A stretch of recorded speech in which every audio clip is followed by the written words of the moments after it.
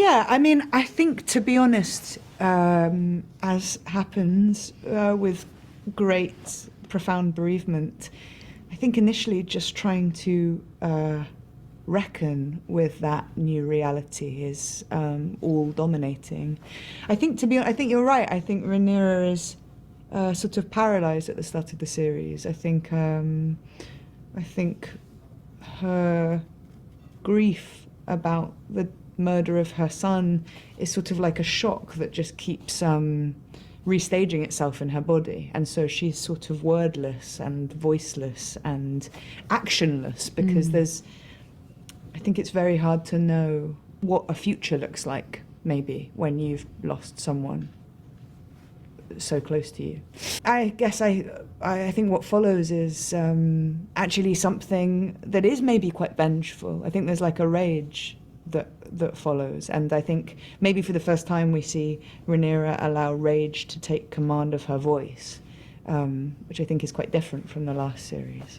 I think, yeah, she starts at her most powerful. Her son's on the throne. Her son rules the Seven Kingdoms, and she is supposed to be the person that can whisper sweet nothings into his ear and sort of rule from behind.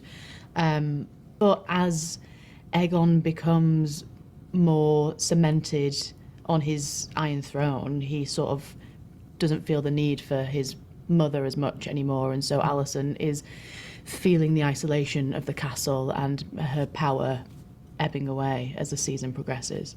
Huge running theme for season 2 is showing how cruel war is, especially when it targets the innocent. That is the case for, of course, Luke and Jaehaerys. Do you believe that we are becoming desensitized towards the violence in media with all that's been happening the past few years?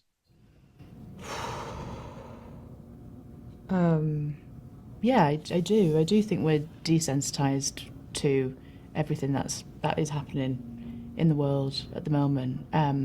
Yeah.